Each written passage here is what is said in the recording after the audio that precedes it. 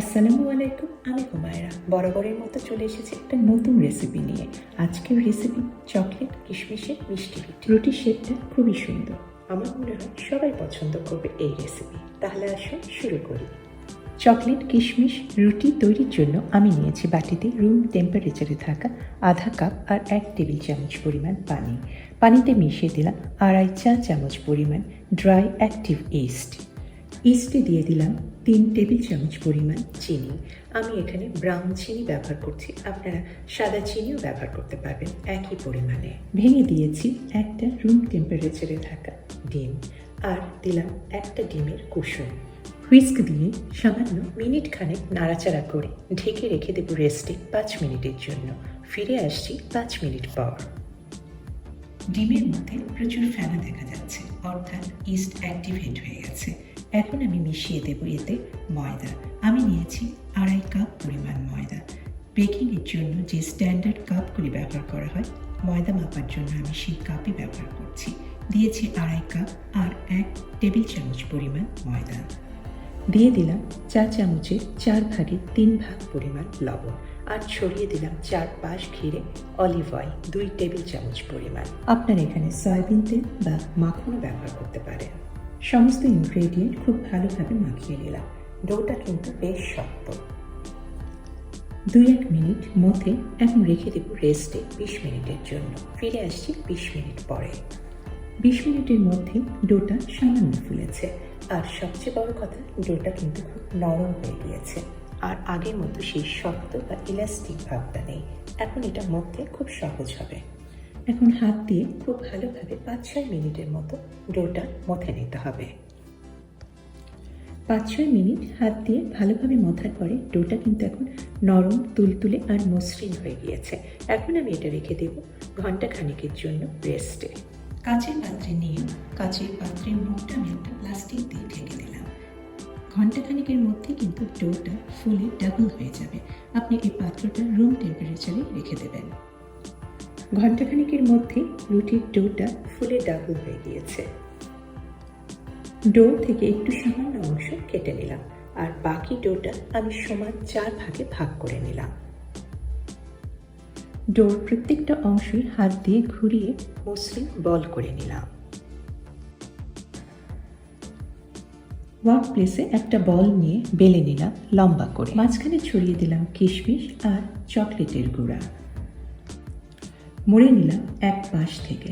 শেপটা হলো অনেকটা সিলিন্ডারের মতো। ওয়ার্ক প্লেসে সিলিন্ডারে মাঝখানে 2 হাত রেখে প্রেশার ক্রিয়েট করে ঘুরিয়ে ঘুরিয়ে লম্বা করে নিলাম। লম্বা হলো মোটামুটি 1 ফুট বা 12 ইঞ্চির মতো। এখন রুটিটা তৈরি করার পালা।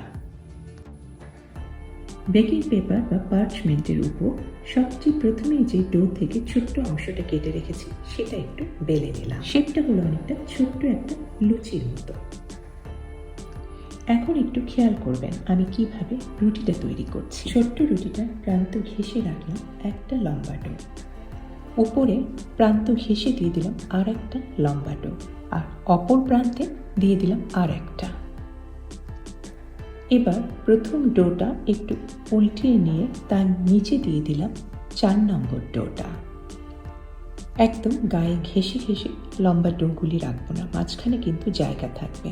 এটা ফুলে উঠবে পরে, জায়গাটা কিন্তু ভরাট হয়ে যাবে। এখন নিচে যে লম্বা ডোটা আছে সেই অংশটা তুলে দেব উপরে যে ডোটা আছে সেই অংশটার উপরে। এইভাবে বাকি দিকগুলিও আমি একইভাবে তৈরি করে নেব।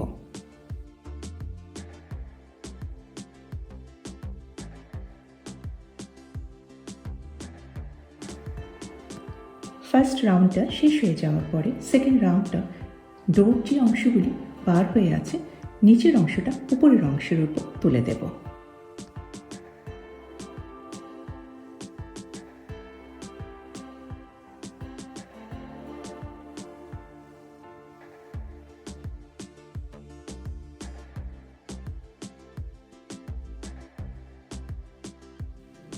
থার্ড রাউন্ডে ডোর যে অংশগুলি বার হয়েছিল সেই অংশগুলি টেনে টেনে দুটা উপর এবং নিচগুলি নিয়ে জোড়া দিয়ে দিলাম।